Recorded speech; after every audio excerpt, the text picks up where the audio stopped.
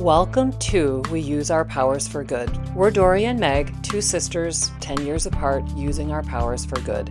We talk about grief, life, love, and everything in between, with humor, honesty, and the hope that what we're learning might help you too. This is what it looks like to practice compassion, hold boundaries, and stay connected, even when life gets messy. We're so glad you're here. I also thank you for joining us. You're doing great. Hi. We're on episode 3 of our 6-part series about our year. I don't want to say our year in review. It is a year in I review. mean, it's a year in review of our brother's death. And this one is seeing everything more clearly. So the cellular clarity that grief brings. And the summary would be that we're using our grief as a compass and not as a weapon, this cellular clarity. And so we'll talk a little bit about that today. I'll start. So I already am very cellular in how I observe people and the environment. And I've talked about this before, just growing up in an alcoholic, abusive home. I was dialed into all these details to stay safe. And the superpower that brings me as an adult is like, I can see people's micro movements and inflections and like just all sorts of cool things that help me at work to meet people quicker where they're at. Well, when that got heightened after our brother killed himself, it was like, on the one hand, it was almost like, I don't want to see all this. Like, this is so, it was so uncomfortable to see people's pain.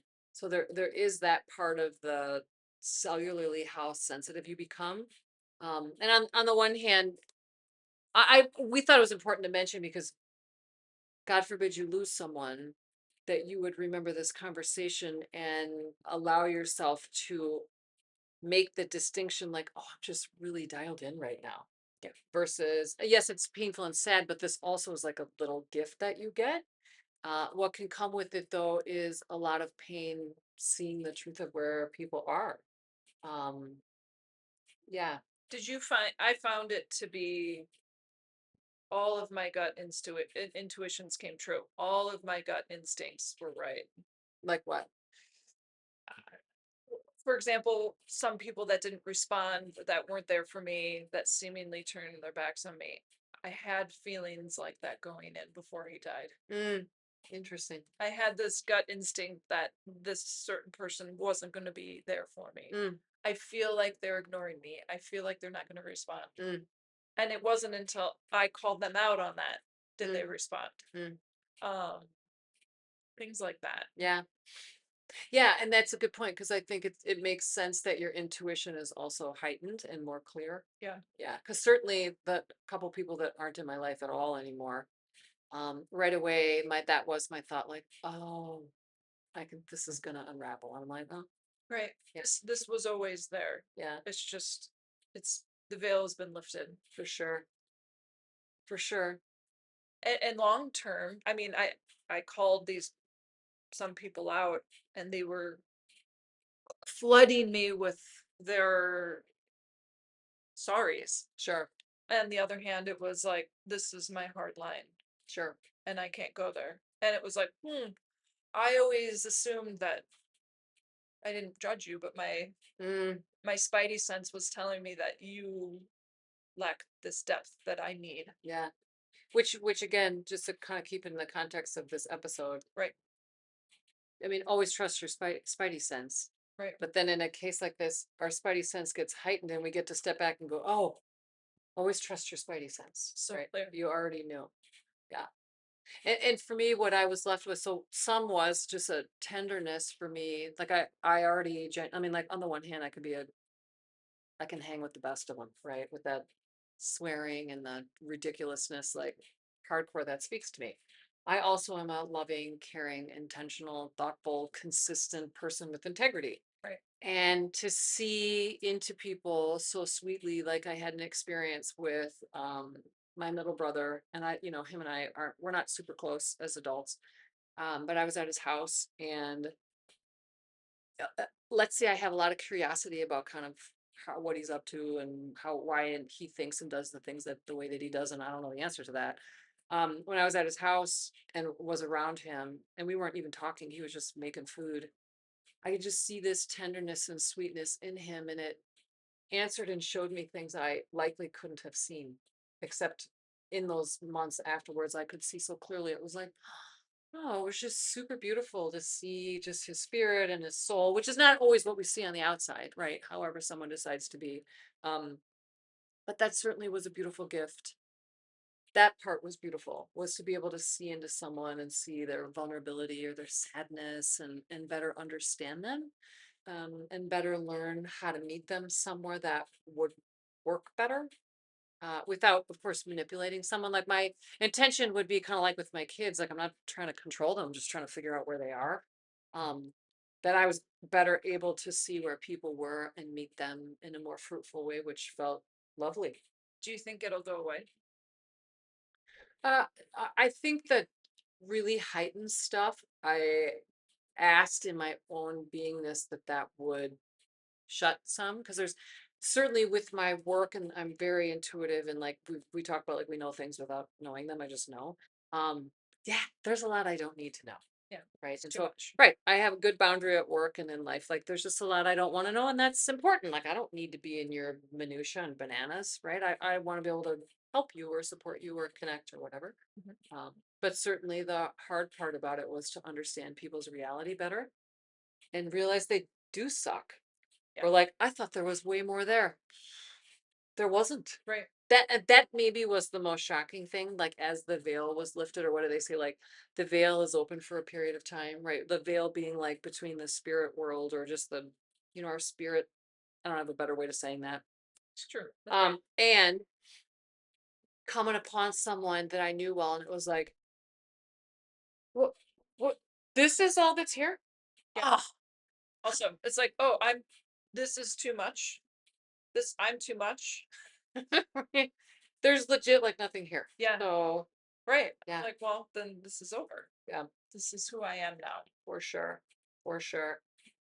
Yeah, so knowing that that's a thing and knowing that it can be really uncomfortable, and then also appreciating that if you do lose someone, this is a gift that you would have for a period of time, and to take advantage of that. Because certainly something that's come out of it for me, and I know I've mentioned this in the first episode in this series of six, that I had an awareness right away. I was resentful that I needed to go back to work. I didn't have vacation and sick leave, and I just, that's what my life looked like. And I had prayed then at that time that, God would reveal something beautiful and magical for me that would take advantage of my gifts, but then fill this gap, right?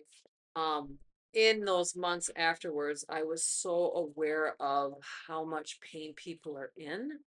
And I mean that in a connecting, loving way, that there's so much more love that we could put out in the world. Yeah, And being intentional about doing that. So I certainly have a part of me that's really hopeful that people will learn and do things. And the reality is I can maintain that hopefulness. People are more sad and broken than they'll admit. And yeah, it's important to keep that in mind when we ask people things and how they are and what they need. Is just to trust your instincts about that. Like, I can see that you're not okay and you're saying that you are, but I'm just going to trust my instinct that you're not. And I'm going to ask if you need help or reach out a little bit more than I might normally. yeah. Yeah. And I feel what I've noticed is I send out a MailChimp to all of my clients every 6 weeks. And it's been interesting. This experience has brought clients back who I haven't seen in years because I'm regularly talking about grief, Mm, because I have this, I don't want to say a new relationship with it, but an adult, like a more adult, mature relationship with mhm. it, where I'm not trying to kick it to the curb and move on Right. or get back to this person I used to be. I'm like, oh, this is part of my evolution and it's going to walk with me. Right. And I've got a really lovely, good relationship with it. And I'm Right. okay with it. Right. So if one moment I'm crying and needing space for that, and the next I'm laughing, not in a like in a healthy way, it Mm, feels very empowering to allow yourself to have all emotional parts of yourself come forward. absolutely. And like you're saying, allow them to be part of who you are now. Yeah. Right. And I feel people feel really at ease with that. Hmm. Like people want to go there. It's a ton of permission Yeah. that people don't normally have. Yeah. Yeah. And to see that a lot of people don't have that in their lives. Mhm. Like, oh no, this is with this all too much. We can't bottle this up anymore. No, but in you saying that, like, what's interesting, all the people that connect to that and then would love an opportunity to share, which is lovely that that's possible, right? The other part of that is that it's really fucking sad. A lot of the things that happen in our lives, and you're allowed to be sad as long as you want. Yeah. You're allowed to be sad anywhere in front of anyone for as much as you want. Yeah. There's not a, and I think that's the thing. Like I've thought this about this as a number of things that have happened, of loss that I've had. How much people want you to be fine. And we've talked about this in other episodes, but I'm bringing it up again because you more cellularly can see people, and you're going to also grieve being aware of where people are, and you're going to grieve how they look at you and how they treat you, and it's a lot, and you're allowed to be sad for as long as you want to be sad. Yeah. And talk about it. Ask for friends and family members to be like, hey, will you just sit and listen to me for a little bit? I would love to just be heard. Yeah. And you can even let them off the hook on the front end. You don't even have to say anything. Yeah. When I'm done sharing, I will tell you I'm done, and then I would like a hug. And then I would like that hug to last as long as I'd like it to last, and I will let go when I'm done. Yeah. Yeah. Why is that so hard? Right? Fair. But Yeah. it's really, it's like, is Yeah. it this inner child asking to be nurtured? It's so hard for people. Yeah, it is so hard. And I was talking about this tonight, that feeling, what is the hard feeling? The hard feeling is that you're gonna have tears, that you're gonna have emotions that are uncontrollable. It's that moment before they happen, Sure. when you're stuck in that place of, "Ugh." Right. What if you let go of that Right. and just went there from? Yeah. So that's a really good point. Because some of my understanding in the work that I do with clients is the moment that stops a lot of people is usually from when we were young, when someone shamed us or gave judgment to an emotion that we had or something that we did or said that was paired with this feeling. And if we can just sit there for a minute, feel uncomfortable, and just take a deep breath, and then you'll literally just slide right into your feelings. Yeah.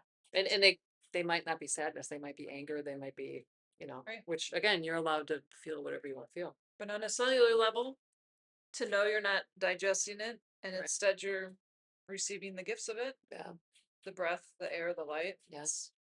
Yeah. Because this is our intention over these 6 visits, is to create context for how this can be a beautiful gift, and really any challenge or loss that you have, as painful as it is, it will always transform you if you let it. So it's kind of like I had a visual every once in a while of um like a storm or like a tornado or like a big giant wave, and I'm surfing. Like, you just got to hold on for dear life and be committed to holding on, knowing that you will make it through, and whatever is over there is going to be extraordinary, but you got to fucking hold on. You got to hold on, and you got to stay in this gross, hard, uncomfortable shit for quite a while, and then get comfortable being uncomfortable. Yeah. And that's the part that's really hard, because everyone wants you to go back to normal and be fine. Person is gone. Yeah. For us, You can try. that Luck. person is way gone. She's Yeah. been gone for a long time. Yeah. Yeah. Yeah. Let me just look at our notes and see if there's, I'm just looking at my notes to see if there's anything else that we wanted to share, but I think that we captured it. So thank you for being here with us today. We look forward to seeing you next time. This is what healing can look like together, with tools, laughter, and love. If this conversation meant something to you, share it with someone who could use it. And if you want more of what real connection sounds like, hit subscribe and come along. Thanks for joining us on We Use Our Powers for Good.